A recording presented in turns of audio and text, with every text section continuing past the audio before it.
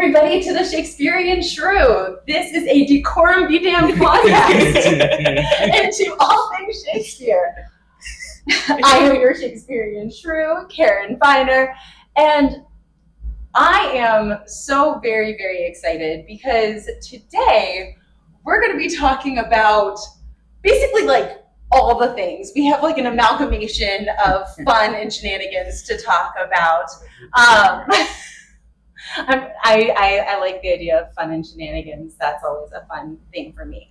But so you both have a plethora of titles and things that you've done. So I'm going to turn it to you to introduce yourselves and some of the big things that you have brought to our community, because there are many. You want to go first?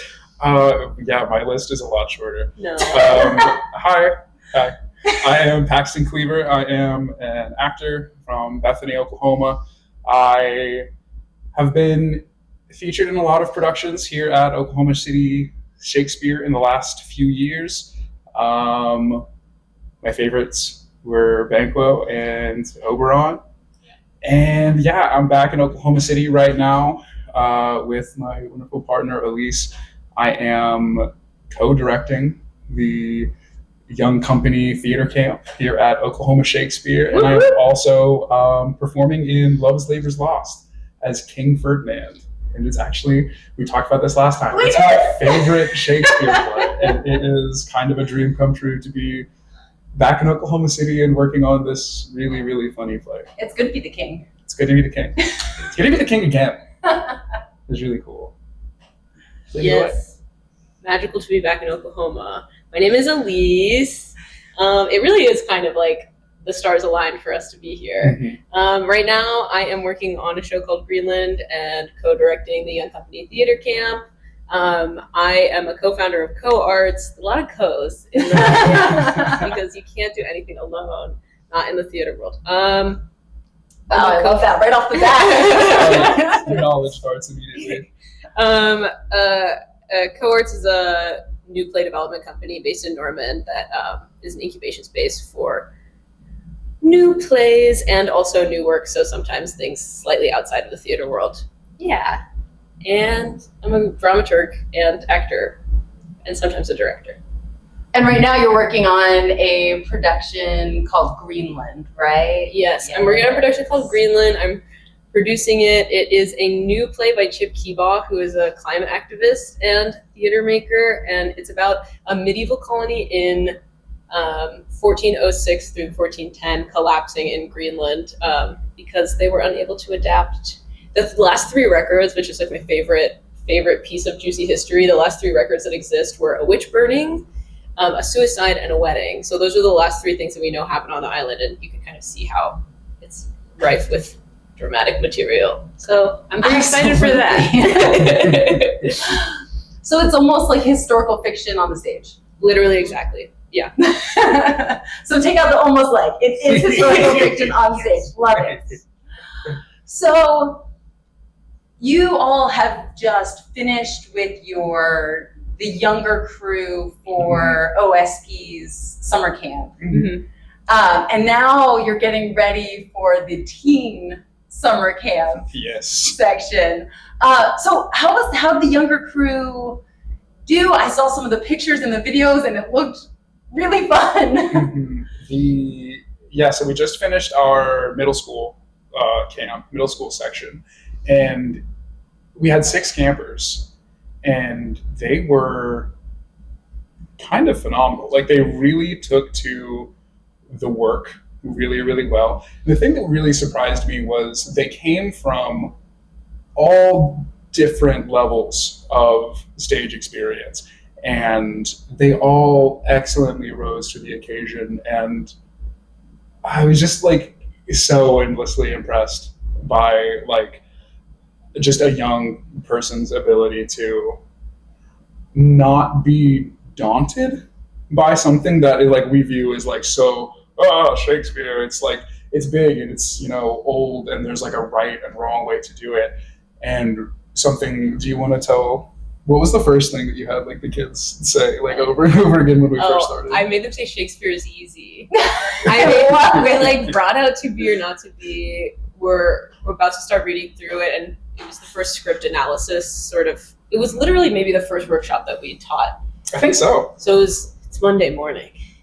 And yeah, I was like, Shakespeare is easy. You understand it. Everyone in the time that it wasn't made to be over anyone's head. And that like, if you come at it with enough confidence, I think you'll understand way more than if you came at it scared. So just always Shakespeare is easy. And then like right before they went out for Camp Showcase, I was talking to them. I was about to head to the booth and I was like, guys, do you remember Shakespeare? Do you remember that one thing about Shakespeare? They were like, Shakespeare is easy. And like, just saying it in that way, like with so much bravado, like this is like little tiny, like you forget how little you are when you're that age because you feel so big. And they're saying it like they're the coolest, like most braggadocious little 11-year-olds. Like Shakespeare is so easy. Shakespeare is so easy. It is literally so easy. Like saying it in that tone. And I was like, yeah. They 100% believe it.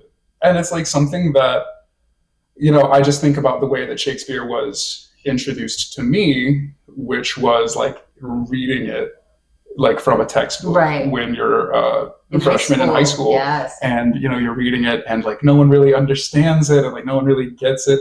And then you get, at least like for me, I got a little bit older and even in my like acting training, it was even like, oh, don't even touch this. Like, don't even touch You're Shakespeare. Not ready. Exactly. It was like all of the stuff ready. like, you're not ready. And like, I look back and I'm just like, what was I not ready for? Right. So like, I just loved the way that Alleese handled like that element of that with the kids because they immediately were just like, you're right. Like this is easy. This is not something to be afraid of. And they rocked. They were so great.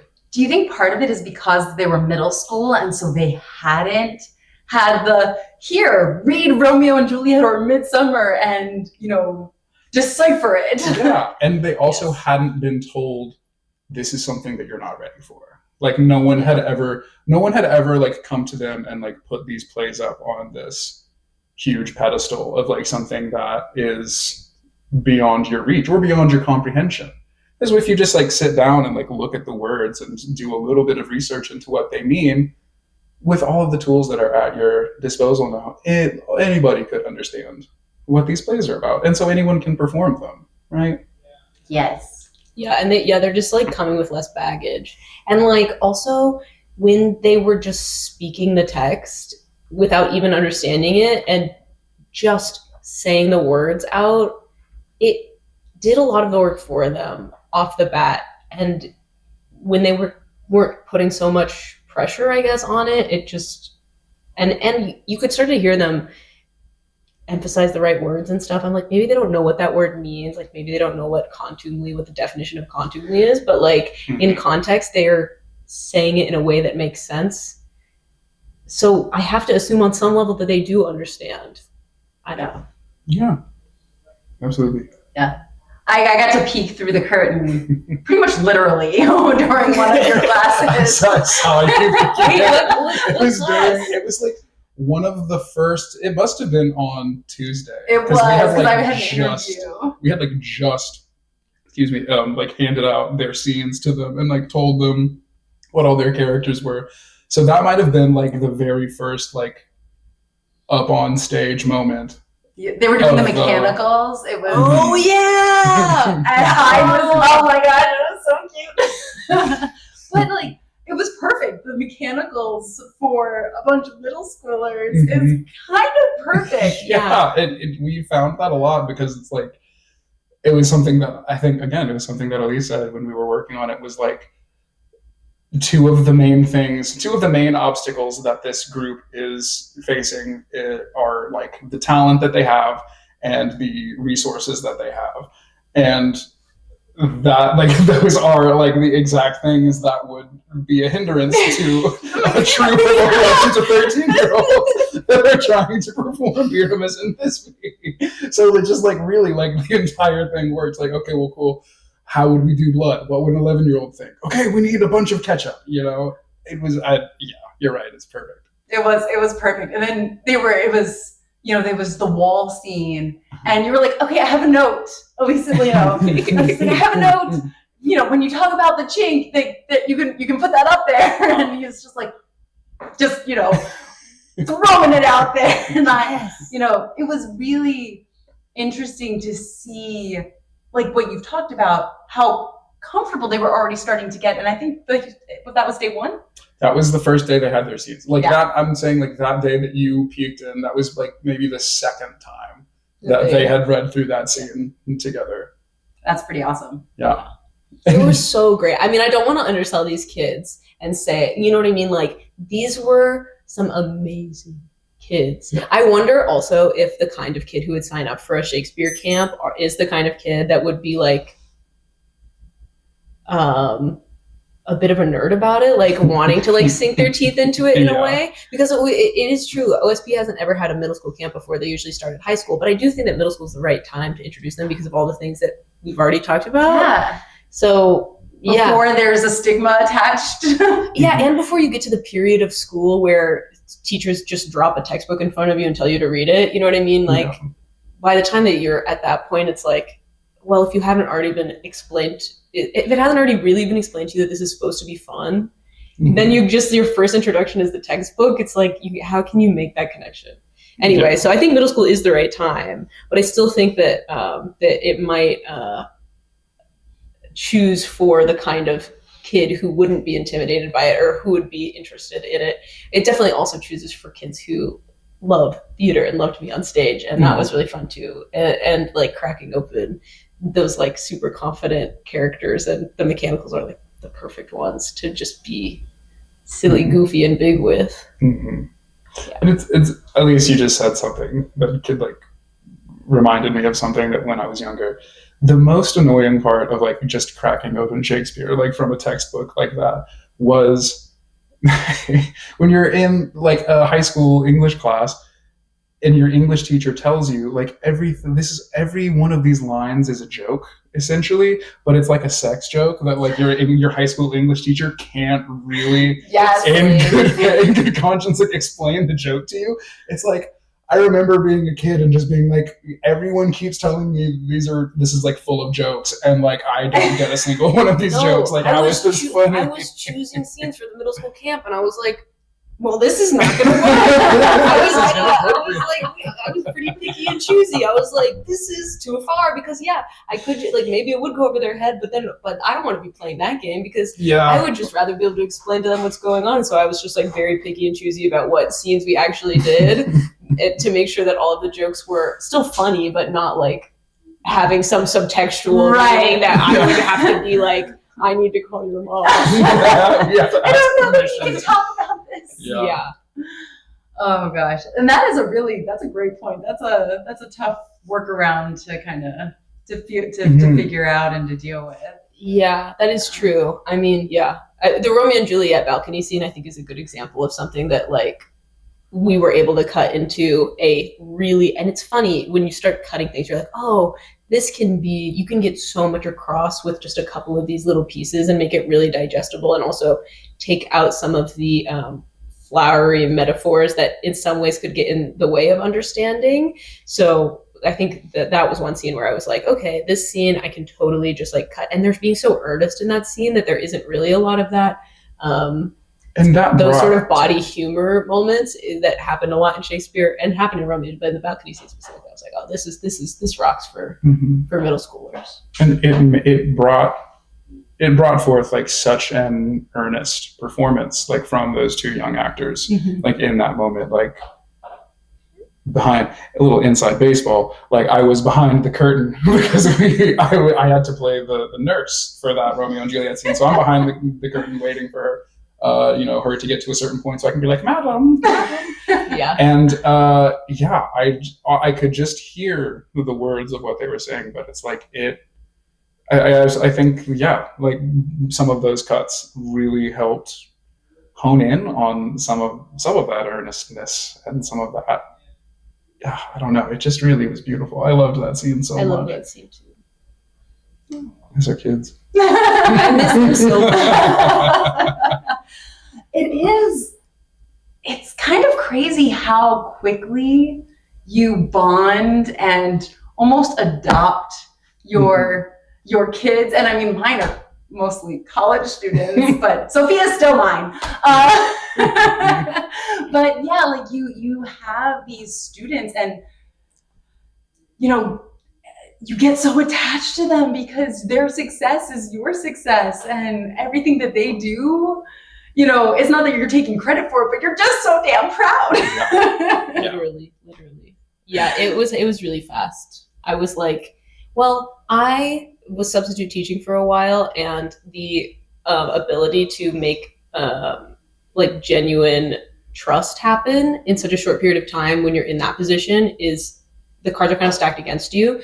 But in a situation like this where we're truly spending like 9 a.m. to 5 p.m., that's the amount of time that in 1 week I would spend with a teacher or professor. So you like by the end of Monday, you're sort of week 1 of school is done. Right. You know what I mean? Syllabus week is over. And so you're able to get to the point where you actually really like all feel comfortable together by Tuesday or Wednesday. And then it's just like, you learn so much, and then we're kind of hanging out with them or like just keeping an eye on them when they're at lunch and stuff, and seeing how they interact with each other and hearing about their lives, outside of class and like outside of us talking about Shakespeare. And so then you're like, oh my gosh, you're like a whole person. And like, I just really like so desperately want them to be like protected from the world, but also be able to sink their teeth into the world at the same time. And it's just, yeah, that's a hard one, because I think as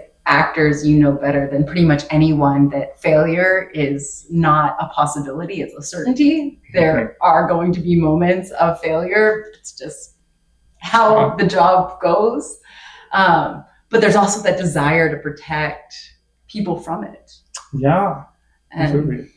Like protect their little emotions and their little feelings, and like find that way to be like, this was unsuccessful.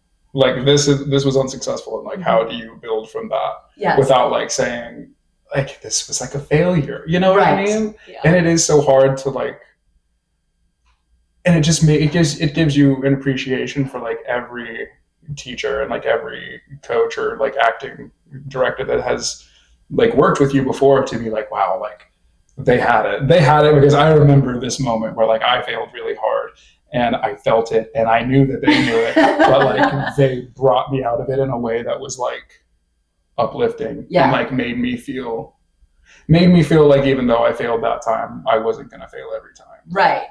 Like it's just an adaptation. You've got to adapt to it rather than give into it. Mm-hmm. I feel like I haven't figured that out yet on my like own level, like with me in my life, whatever.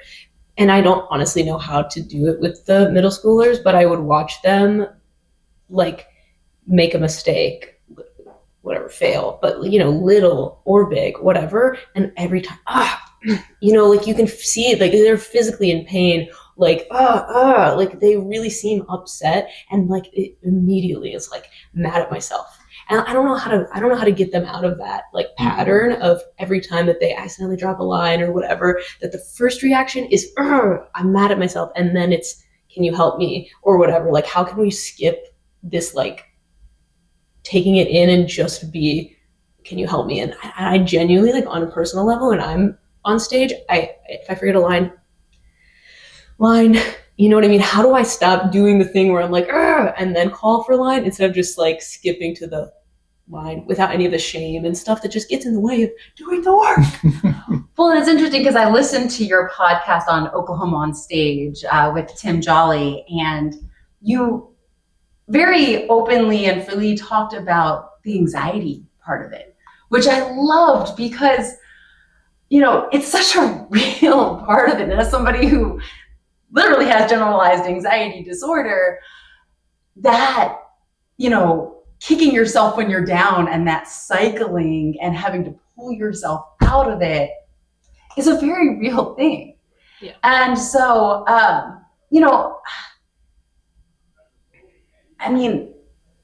don't know that I would love to be like, oh, there's a fix for that, right? I haven't found it yet. I do the same thing when I'm lecturing or when I'm, talking at a conference and I mess up and I'm just like, damn it, Finer. And then I'm like, Yeah. be nice to yourself, stop yelling at yourself. I just don't know. And like a thing that I find in that is it's like when I make that mistake and I start being really mean to myself, there is a voice that chimes in that's like, oh, be nice to yourself. Or like sometimes if you're saying it out loud, sometimes Alleese is like, yeah, you're not being very nice to yourself right now.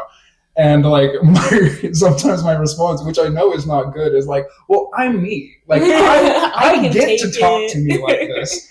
I know what I did, so I know how to fix it. So like I can say whatever I want to me. And then like that's obviously so harmful still. I'm just being like, because I am me, I get to like be the worst one to me. Yeah. Like, that doesn't make any sense at all. If anybody else said this, I'd be really mad and upset about it. But since I'm saying it to myself, it's fine. Yeah. No, we're all like, yes. We're just gonna stop there because we're all in that boat. I mean, maybe like 30 years ago, we didn't know about positive self-talk in the like same. I mean, I'm sure people were talking about it, but I feel like all of my friends talk about positive self-talk. For a really long time, I was rolling my eyes at it, and now I finally just got to the point where I'm actually catching myself being mean to myself. So maybe we're getting closer. Yeah. Maybe we actually are on our way. And like you too, you said you're like, damn it, Finer, but then you're like, you should be nice to yourself. So maybe like 20 years. Yeah. And we will save the campers. The campers will be using positive self-talk. They're gonna be like 40. We gotta introduce the campers to positive self-talk now. Did you just say we're gonna be 40, we're gonna be so old? I said the kids are gonna be 40, and then we're gonna be so old.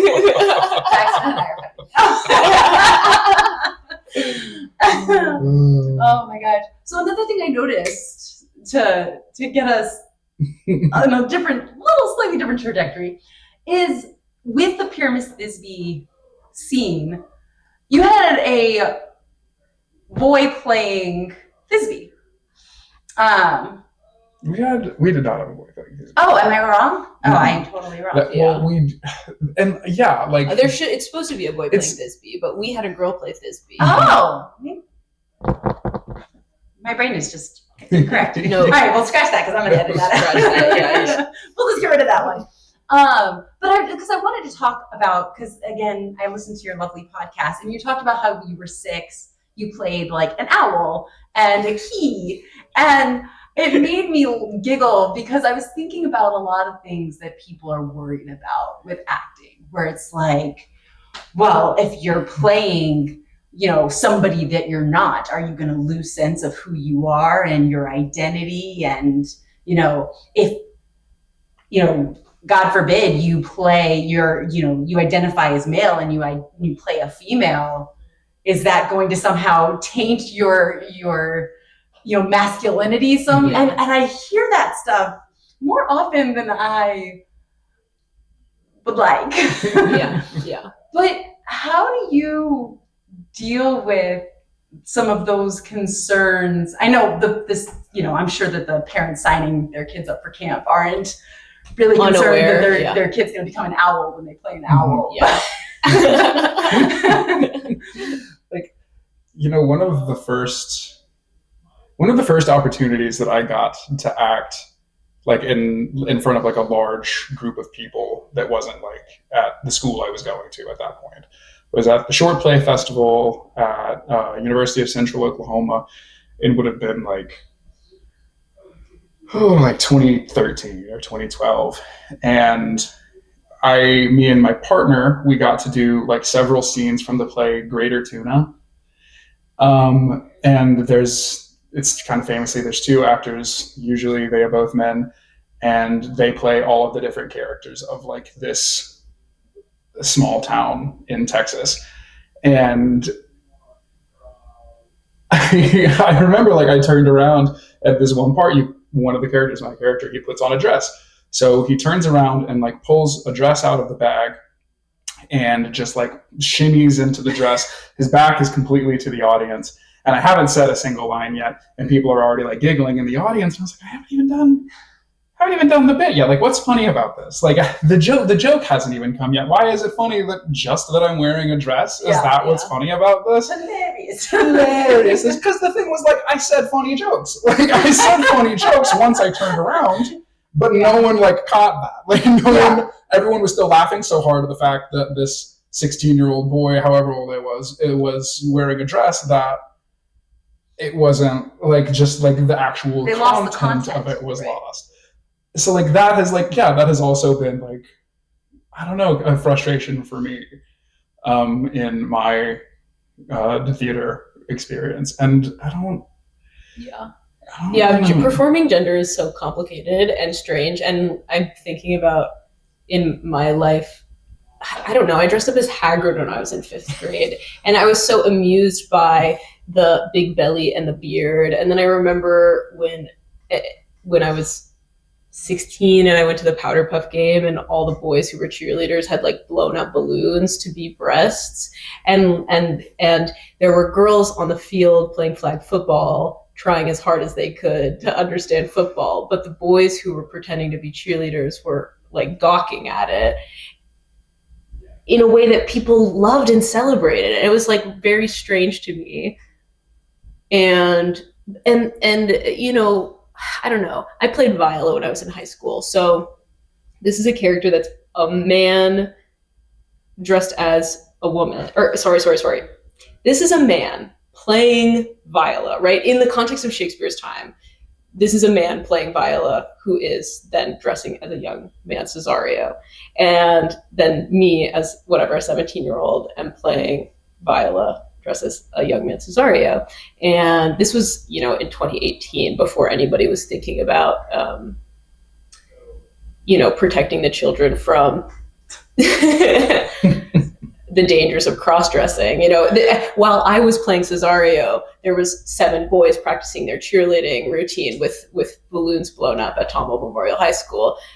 So there was not really a sensitivity around cross-dressing in the way that you might experience in today's climate. But I will say, in general, as actors, like we're talking about an owl, a key, a serial killer, all these things that like you're like thrown into these weird positions to play, and like, God, I hope you don't get infected with it. Like, like the purpose of acting is like an exercise in empathy, not an exercise in becoming. You know what I mean? Like by like osmosis, you do a lot of growing up and becoming who you are, but most of that happens backstage when you're like making friends. But in terms of practicing the craft or like learning about, it feels very much like doing a research paper, less than literally internalizing. Like when you play a character, I mean to say, it's like doing a research paper. Like I'm doing a research paper on what it's like to be an owl. Let's say if I took that seriously at age 6, I would like be doing like a research paper on what it's like to be an owl, but it doesn't. And like to me, thinking about it, it's like when you're performing a character, it's almost like, and we talked about this last time, but it's like all that you are is like all that you are is like everything that's happened to you. And like all of the stimulus that you have received. So like when I'm performing a character, I think about it more of like my experience and my life is like filling up this character and making it breathe and making it real. It's not as much about like taking in that character, but it is like, that sounds bad. Because it is like that lesson in empathy, but it's about finding where you are similar to this person and where you are not similar to this person. But yeah, it's not, I don't think about it as like I'm getting lost in this person and like allowing it to affect me and change. I feel like all of the stuff that I hear about that is really just a marketing ploy that's being played on you by Hollywood. Like there was so much from like the like, you know, Brando kind of era of Hollywood about, and like, you know, Daniel people Day-Lewis staying in character off stage, off sound stage, whatever. And it's a marketing ploy and they're lying to you. Like, I don't know what else to say. People will say that Lady Gaga was method while she was doing the House of Gucci. Girl, she was just using her accent because she was practicing her accent. Like, what do you mean? And it's like the the method acting of it all. Well, the Stanislavski method. Like, what do That's you not, mean when it's they like, say method? and that's the thing. Is it's It's like the so Stanislavski. devoid. It's like Lee Strasberg's interpretation of the Stanislavski method, which has gotten lost. Like even like what he thought of as like this is method acting and this is the method has like been, for lack of a better word, has been perverted and has been changed since he even wrote it down. So much the fact that like, I don't remember where I was, but I was like hearing people like actors like talking about like actory things one time. And then they were like, oh yeah, like the method. And then they name drop Stanislavski. And I'm just like, yeah, you're right. Like you're not wrong about that, but like that's not, there's like steps because like she okay, sorry. No, Get worked up, but it is like sorry. It's like, we have been sold as the public this idea that your character and you are like somehow going to merge and become one. And really like that's like a romantic idea that is kind of a marketing ploy. and like and something that you should if you're playing cool characters, that's like not something you should want. You know, like I don't like I can list on like one hand how many characters that I've ever played that I'm like, oh yeah, like I want to be locked in with that guy. Yeah. I don't know. It is cool to think about gender performance in theater and all of those stuff. And Shakespeare is like probably the first gender performance scholar. I'm just being dramatic. Probably not. But I just like he's not a scholar. You know what I mean? But in terms of thinking about it, that is so interesting. The way that he was dealing with gender in his plays. Right. So interesting. Right. And taking women's experiences seriously and the way that drag manifested on stage in Shakespeare's time. Whatever boy was playing Juliet, Shakespeare was not writing Juliet to be played like it was a joke. Like this was serious. And I find that so heartwarming. They are not the cheerleaders with the balloons. They are like really empathizing with these women and taking seriously their feelings. And I think that's so cool. Well, that's what I love about Twelfth Night too. You mentioned Viola and you're thinking about like Duke Orsino, the relationship that develops between them when she's Cesario. And, you know, it keeps going after he's like, oh, well, you can still stay, you know, you can stay as you are right now. Like, you'll put a dress on later. But, like, it's almost like he wants both. He wants her to be Cesario and Viola. And, you know, he loves both characters as opposed to, oh, you know, I think societally, it's okay now because, Right. you know, you're a woman, it's fine. But I also think Shakespeare's playing with the fact that their love started way before that. Oh yeah. Absolutely. Oh yeah. Absolutely. So you're getting ready because August 4th starts the teens. Yeah. So they have had access to Shakespeare. They are maybe a little bit more world aware, maybe a little more jaded. I don't know, as a teenager at this point, I feel like the possibilities are endless. But are there any things you're really considering as you are moving into the older crew? I think I'm probably not cool enough. I don't think I'm cool enough. I think the middle schoolers, after Monday, I was like, oh, thank God. I'm cool enough. I can totally hang. I'm going to be fine. Like, I think they like me. But that's my main concern right now is just trying to, in the next couple of days, just try to become as cool as possible so that maybe they'll respect me. What about you? Al's going to be like hanging out in Alleese. No! Get like a leather jacket. No! That's not even Your what arms they think crossed. is cool anymore. She's gonna walk in Yeah, exactly. That's not I'm what not they think is cool. They think totally different things. It's than gonna we be like thought a was cool. Grease thing. She Yeah, comes I in don't and even I don't even know how to be cool. Oh They have no. completely different tastes than we did when we were teenagers. I have no idea. I think, for one thing, I think that we are going to need. We have more campers for this camp, which there are still spots available. But we got more campers for this week, our high school week. So that's really, really exciting. We're going to need to find more monologues. We're going to need to find more scenes for them to perform for their final showcase. We'll probably, we had one really big fight scene to perform for this camp. I might try to rework that fight into another one, into another opening, but we'll have enough campers to have another fully fleshed out, like fully actualized fight scene on stage. So we use the Capulets and the Montagues. That's what I was The going to opening, say. I was yeah. like, Which let's is do like, it. yeah, you could have an absolute, like, yeah, just a bloodbath. You know Yeah, what I mean? but you Like, could make it a huge there fight. could be 15 people on either side. Like, I it love could that be one. huge. It Yeah. has no, yeah. And that, like, originally what we had talked about was doing, that, having the first scene of R&J, and then for like a just kind of supplementary, if we needed to have another one, we could have two guys do Banquo and Macbeth, or not Banquo and Macbeth, I get you. Macduff and Macbeth. And yeah, but like even with that, which like I got really into that idea of Yeah. like having Turn them perform Hellhound that. turn. Yeah, It's a great scene. and then Yeah. just cut to like straight to like the I cannot die. I don't remember exactly what he says, but yeah, like that scene's awesome, and that was Alleese's idea, and I was like, sweet, got to fully flesh that out. But now like we have so many kids that like we may need to do like another one because that's just those two, and then also now I'm thinking about not being cool enough. But I think I don't know how You'll many. be fine.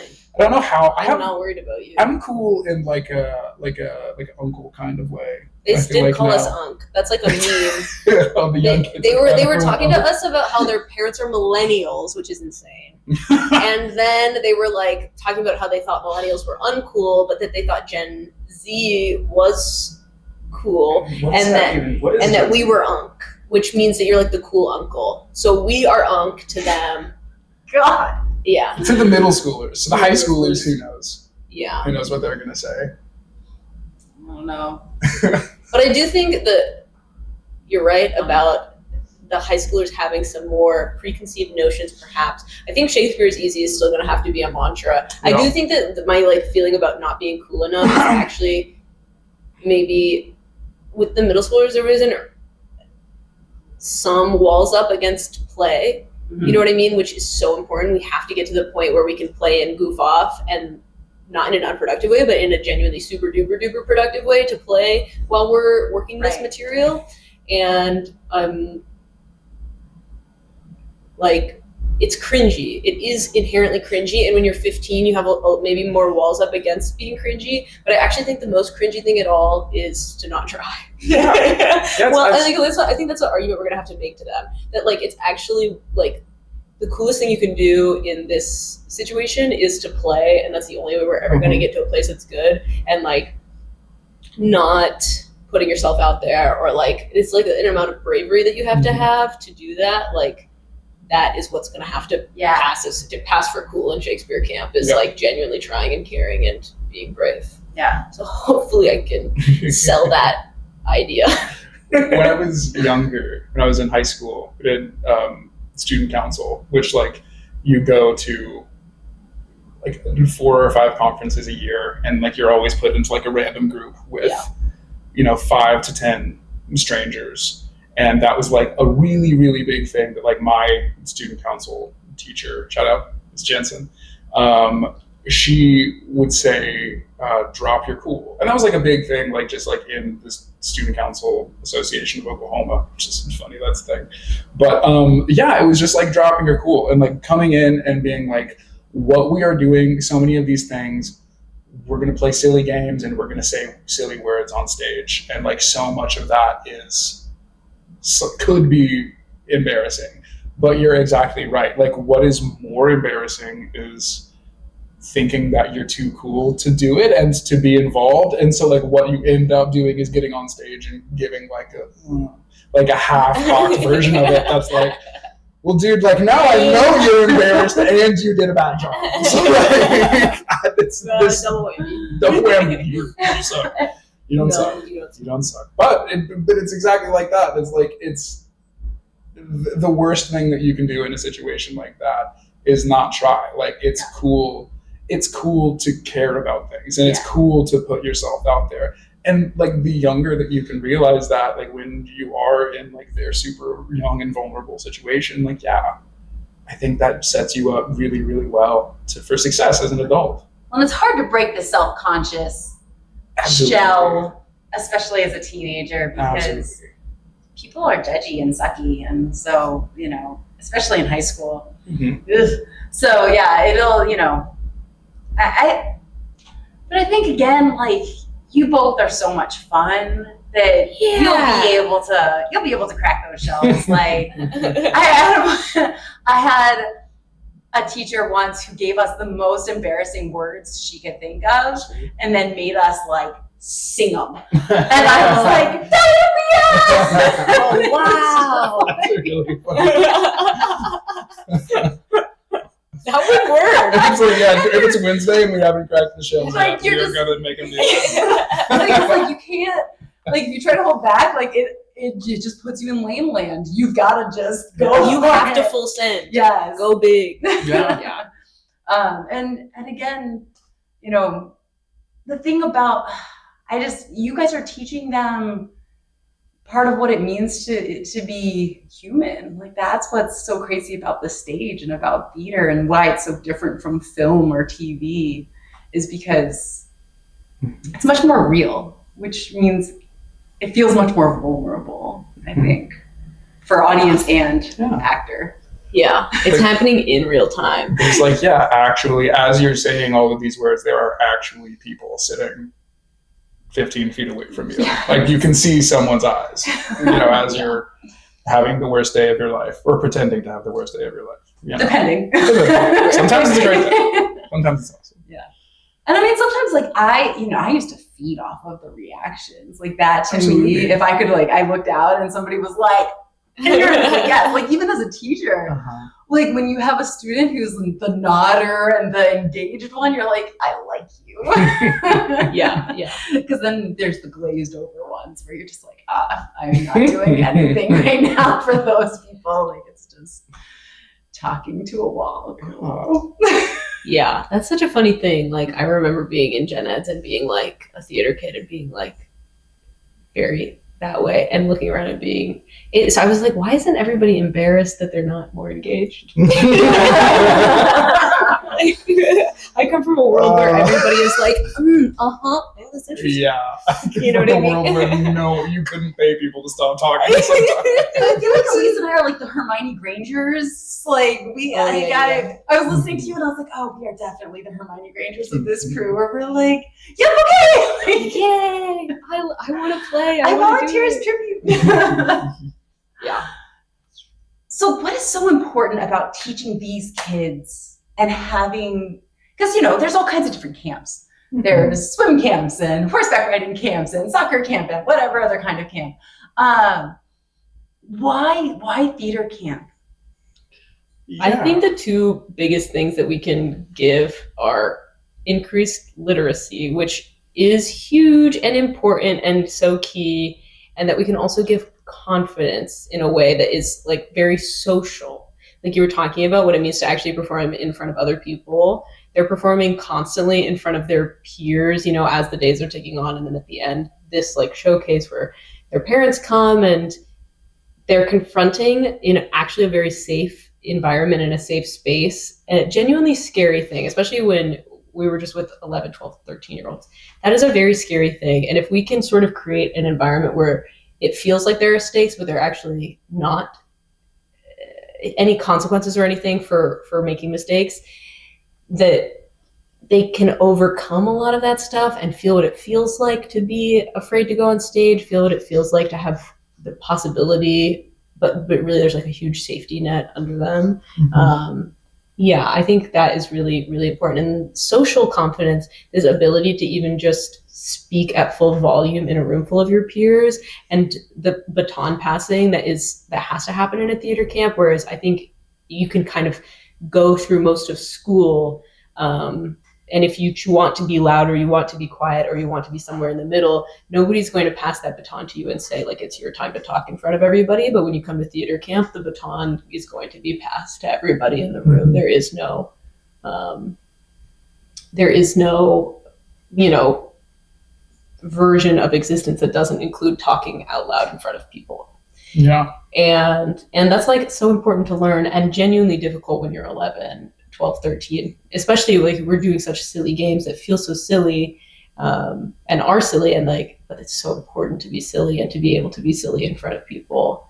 And also it's so funny too, because you are building this connection for them between who they are at lunch and who they are in a classroom setting, because they're so loud and themselves and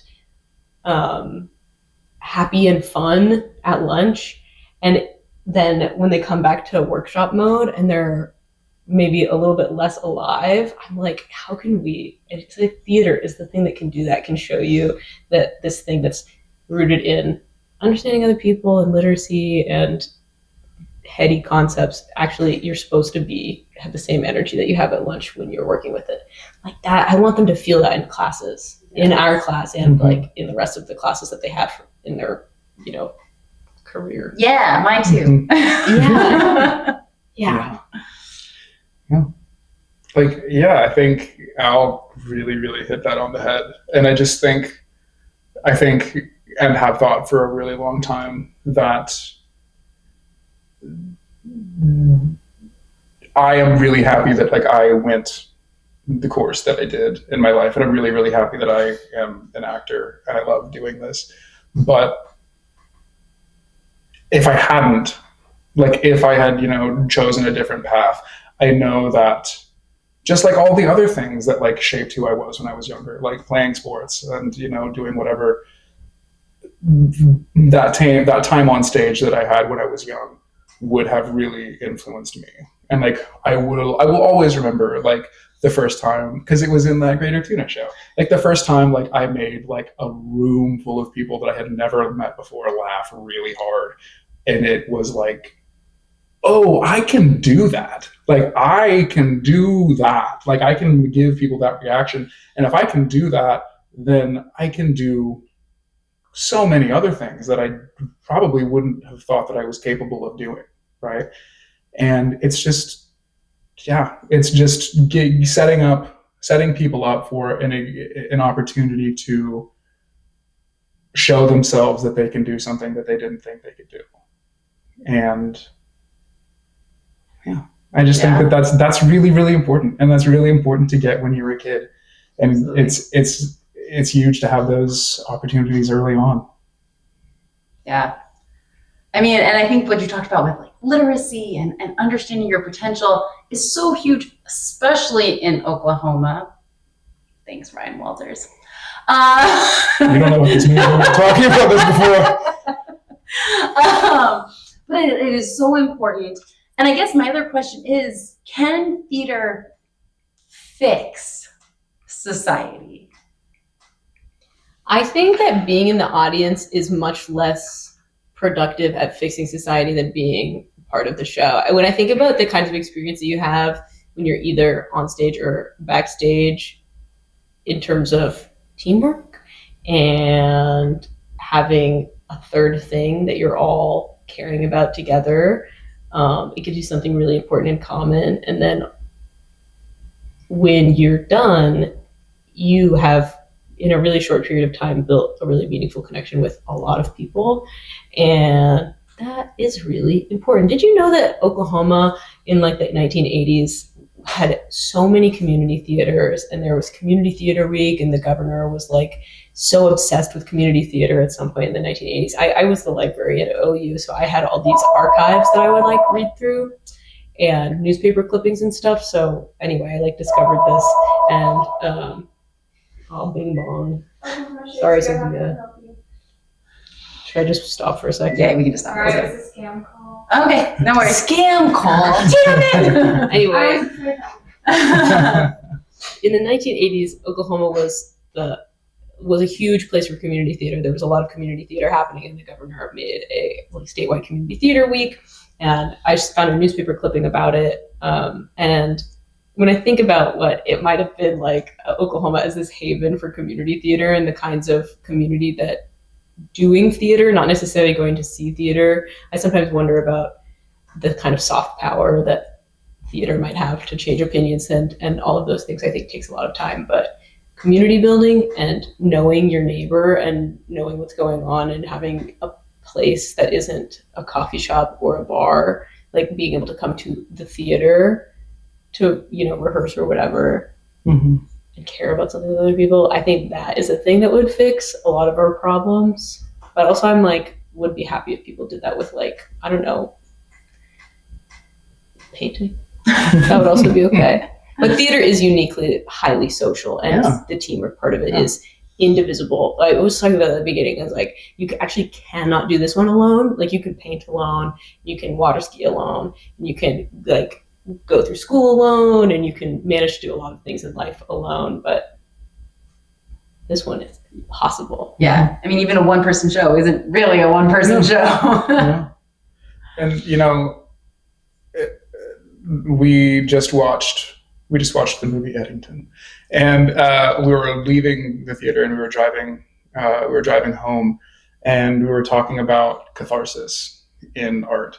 And we started talking, Alleese brought up Bertolt Brecht, and one of Brecht's main theories is, I don't want to show catharsis on stage because I want to light a fire underneath my audience so that then they take in what they just saw and then they take action in the real world, right? So it's just, like, I think the theater is like it can be something that helps, like, shape minds and shape hearts and, like, change people for the better. I know that I have both gotten to be in plays that have changed who I am as a person, and I have seen plays that have changed who I am as a person. But, you know, all of that change came from, like, the work, right? Like, the art, being a part of the art, seeing these things, that's like the inspiration, but the actual change has to come from the way that, like, it inspires you afterwards. Yeah. You know what I mean? And, like, that's the really hard part. But it's like, I do believe in the power of art and the power of theater, I guess, specifically because we're talking about it, to change the world. But, like, it's not that it changes the world, it's that it can change minds. And if it can change enough people's minds, then eventually it changes the world. But, like, that takes a lot of, like, personal responsibility. And that's, like, really, it's kind of scary, but it just means that we have, like, a big challenge in front of us to keep making stuff that can challenge the way that people think about things. Yeah, I think you both have great points. I'm always wondering if it's that theater fixes things or showcases. It shows the issues that exist within our society. And then, like you all said, like, you've actually, as an audience and as the people behind the stage, have to stand up and actually do something about it. But it shows you the moments where we're like, oh, that's not good. That maybe needs to change. The mirror. Yes. The mirror. I love how we're all just gonna say that one because it's so important. We're just gonna say it 3 times. But yeah, I think what we've, a lot of people don't connect the dots. I think we've seen that in the Hunger Games and Harry Potter, where people are like, oh, that's the bad guy, that's the good guy. And then we get into the world and we're like, same rules apply. Yeah. Can we apply the same rules here? Yeah. Absolutely. So there seems to be a cognitive disconnect. Yeah, definitely. I think that it's true, like what Brecht was trying to say was that storytelling isn't actually the most activating force for either protest or meaningful personal change, but that he thought that if he voided his work of catharsis, that people would be more, that if you didn't at the end of a play feel catharsis, say that in the actual context of the play, the problem that the play is talking about gets solved, it's almost like on a psychological level, you're given a cookie to tell you, oh, it's good, like you're good, you can, we fixed it, you're good. Which I think, if theater is either to entertain, to hold up a mirror, or to inform, or maybe always all three, some mixture of it. I don't know if psychologically, it's just a lot to untangle. What the impact of a thing. But Brecht says if without catharsis we're more likely to act. But I really think of the soft power thing. Like I think that it's like a really slow process of, and I think it has more to do with what you're talking about. Like you're just kind of showing people something, and it like manifests in them in different ways. And like I think To Kill a Mockingbird probably is the easiest example of something in my life that you see a lot of examples of different ways of people being and can easily identify that this is an unproductive way to be and this is a productive way to be, even though, and that's another thing, like you don't get the catharsis at the end, like things do not work out, it doesn't all come up rosy. And so that is maybe a good example of storytelling that, you know, forces you to see things differently. And it's a good reminder too, if you haven't, gosh, the Sorkin adaptation of To Kill a Mockingbird is great and a really good reminder. The justice system still haven't cracked that one yet. And I mean, Love, Labor's Lost. I mean, it's one of the very few of Shakespeare's comedies that doesn't give us a cookie at the end, that doesn't give us marriages at the end. Oh my gosh. I learned this from Aaron yesterday. Spoiler alert. This is the only one of Shakespeare's comedies that does not end in a wedding. Yeah. It's How does it end? Only you have to come and see it. Could be anything. It could be anything. It's and it's weird. It's a weird ending to a play. So much so that like people think that, which one is it? I think it's Much Ado About Nothing. Aaron knows for sure which one, but people think that the working title for Much Ado About Nothing was Love's Labor's Won. That like it was supposed to be a sequel, because there is like we have a couple where it's like Oberon and Rosalind are very much like Beatrice and what's his name? Benedict. How could you forget? But it's like they have like a very similar like quippy, like everything that they say to each other is banter, and it's always cutting, but it's always like, so funny. I loved how you said that. And also like, do you guys like each other? Yeah, it's literally, and it's so good. And we have Jess Hoshinsky and Ben Kari playing those roles, and they're phenomenal. They're doing such great work with that text, and it's really, really wonderful to watch. But yeah, so if you do want to see the way that would end, the mysterious way, without a wedding or a death, or a death. Is it even a Shakespeare? But yeah, it's weird, and it's like it's like a problem play, like truly, but it is like. It's funny. Like the entire thing is jokes. And so it's just kind of like what it doesn't really was it at the fit. end of his? No, it was one of, I couldn't tell you the year, but it's one of the earlier ones. And I couldn't tell you which scholar said this. I learned this from Tyler. Tyler Woods. Shout out Tyler. He's in the other room. He said that I can't remember which scholar said this, but they referred to it as Shakespeare's first masterpiece. Oh, boots. Yeah. That Praise. is high praise. And it's like, that's what's so, I love the play so much. And it's crazy that people would call it Shakespeare's first masterpiece. And it's still like one of the ones that people, you talk about, and it's like, it never gets. Would you say that this one should be one of the bangers? Like one of the main ones? Yeah. I think it should be slid into I do think that, but the thing is, just like a lot of Shakespeare's plays, you gotta cut a lot out. For a modern audience, there are a lot of things that Shakespeare is poking fun at, and a lot of ways that Shakespeare speaks about people that are just not good. Were not appropriate then and are not appropriate now. And so you couldn't do an uncut version of Love's Labor's Lost, the way that you might be able to get away with, like, you wouldn't want to, but you could maybe get away with a full cut of Hamlet, or like maybe a full cut of Romeo and Juliet. I think it might be unethical to not cut Shakespeare. Hot take, I don't know. I think it might be actually unethical. If you break, unless you're really gonna like slay me. I've got to choose my 4 time hours. my time limit carefully here, because I need to remember how long we went. But yeah, like once you push like 3:45, I'll give you 3.5 hours and 45 I'll give you minutes. 3.5 because I think I've been in a play. Don't worry, that was Love Laborers is 3.5. not going to be 3.5 It's not hours. 3.5. We cut it. Mama, we cut it. 3 hours and 45 minutes is And I think that that's too long. That's heinous. I'm just saying that I have been in one that was about that long, I think, so I feel like I gotta give love. I gotta give a little love. But so that opens August 7th, right? Yes, 7th through the 17th. 17th. So come one, come all. Mhm. And then your show is also opening pretty soon, right? Yes, there's previews running on August 1st and 2nd in Norman, and then we'll move to Oklahoma City on the 15th, 16th, and 17th.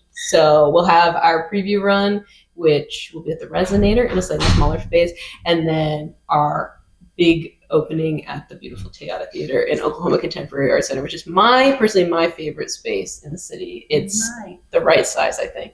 So how are you going to go from such a small space to such a big space? Is that gonna? I don't know. No, the truth is that we don't properly fit in the small space, and that we won't properly fit in the big space. I think that we're a little too big for the small space, and that we'll be a little too small for the big space. But I find that our audience is very forgiving. No, I do think that there is Just like right. that maybe if you didn't have the context that there was the move, that you wouldn't even know. But there's a lot of ways that we can frame it so that we sort of take your attention in. I do think it is cramped currently right now in the space that we're in, but that's totally fine and fun and kind of wonderful to feel a little bit snug as a bug. Yeah. And then when we go to the Teata, it will no longer feel snug as a bug, but it will feel quite like expansive, which I think is appropriate for an interior space in this time, medieval Greenland would have been cramped. An exterior space in this time, medieval Greenland would have felt terrifyingly expansive. Yeah. So maybe in some ways, it both works feelings. both. Yeah. And so when is that one? Oh, you said it already. No, you're so good. It's opening this Friday in Norman, which is a great opportunity to come if you are a person who loves theater and maybe has dramaturgical inclinations. This preview run will be an opportunity to give the playwright feedback because it is a new play in development. So you'll have your feedback form to fill out and tell us what you think, sort of a Yelp review without the publicity. And then, not really at all. I mean, it's much more, granular than that. And then in the Teata, it'll be, And these are your last productions in Oklahoma for a little while. For the time for the time being. who is the time? Who is the time being? Do we need to shout out to Alex Martinez Shout on the out to- funniest joke It's ever? Alex Sanchez. Oh, Babe. Oh my God. You have to get that out. You gotta cut that part out. Oh, Alex Martinez is We went to school college with. with. Oh. Different Alex. But I want to keep coming back to Oklahoma. I want to be one of those people that in my Instagram bio it says OKC and then a little airplane and then NYC. I hope so, because we are going to miss both of you desperately. I cannot underscore the desperate part enough.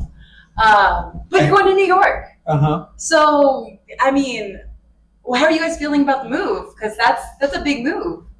It's a big move, but in some ways we've like broken into chunks. So our lease ended about 2 months ago. We moved all of our stuff to New York. And we came back to teach these summer camps and do these shows, which is a really good sort of way to put a little Band-Aid on what actually feels like moving, because we sort of half moved. And now we're really going to move and then be there for a significant amount of time. And like Alleese said, like putting that Band-Aid on, I think was like I needed that absolutely. Because, Because you've been an OKC boy your whole life. I lived in Bethany till I was 18, and then I moved to Norman, and then I lived in Piedmont for a minute, and then I've lived in Oklahoma City.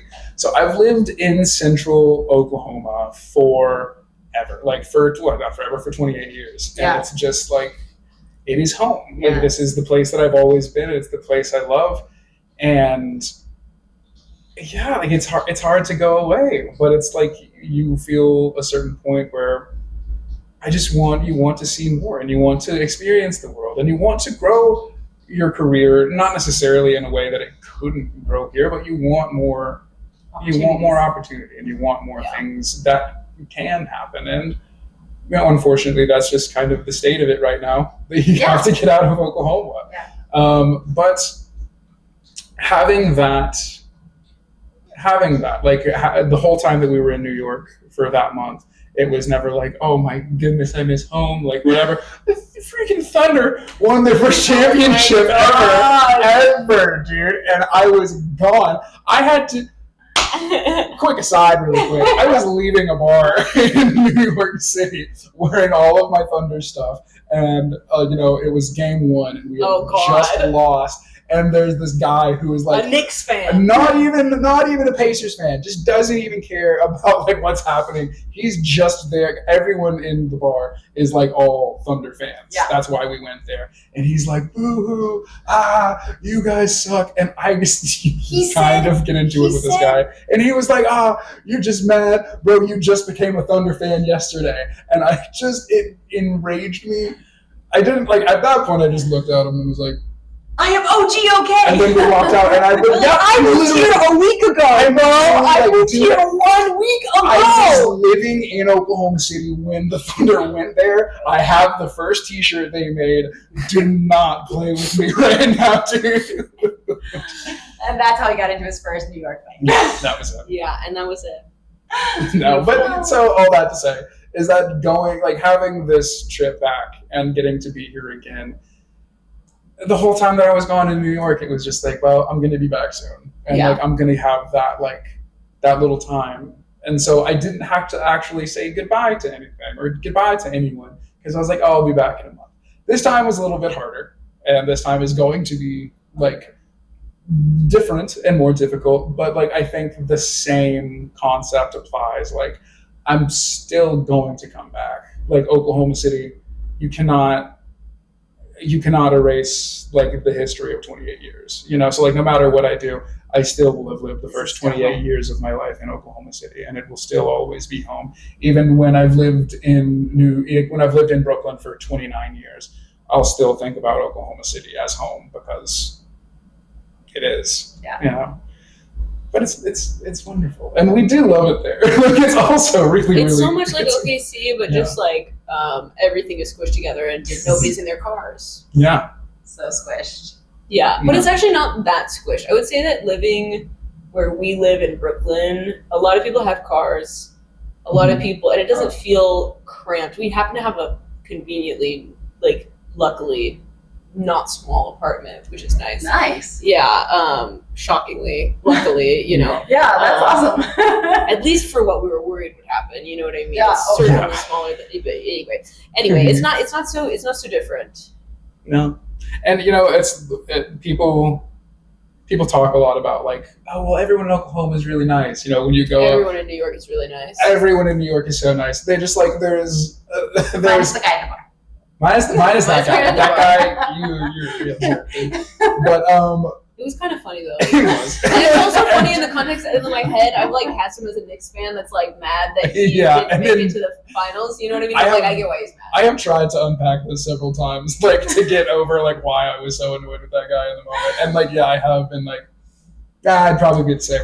Actually, in real life, if I was in your shoes, I'd probably be at the Oklahoma City bar being you guys suck. So whatever.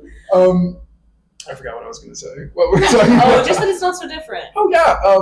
There's kind of less of an expectation of saying please and thank you for things, but there's those small niceties that. Yeah. But people still hold the doors open. Yeah. People, if you drop something on the street, people will come and be like, "Oh, hey, and man, if somebody sees you struggling, there's there's not the same in Oklahoma. I feel like people when they help you are I'm here to save the day, but in New York it's God, do you need this? It's just my responsibility to do this, and I'm not a hero about it. I'm just no. Sometimes I'm really put off about it. They're you look like you're having the worst day of your life. Let me help you. Well, one thing I will also say is that walking around the streets of Brooklyn with a yo-yo in your hand, just yoing, just doing your tricks is a really great way to make friends. People on the street will just stop you and be like, "Oh man, I haven't seen one of those in years. Can you walk the dog?" And I'm like, "Yeah, dude." They love it. People love it in New York.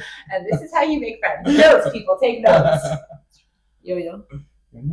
That's good. I wish you the absolute best on your journeys. I'm so excited for you. This is your chance. Put it all out there. Do everything that you just told your students to do, and go forth and be awesome. But so come see their shows. Again, it's their last shows in Oklahoma for a little while, so that's how you can say you knew them when, and point them out. But other than that, we're just gonna wrap it for today because we've talked about everything that we possibly can talk about. Just remember, all the world's a stage, and you too can be a shrew. Bye. Bye.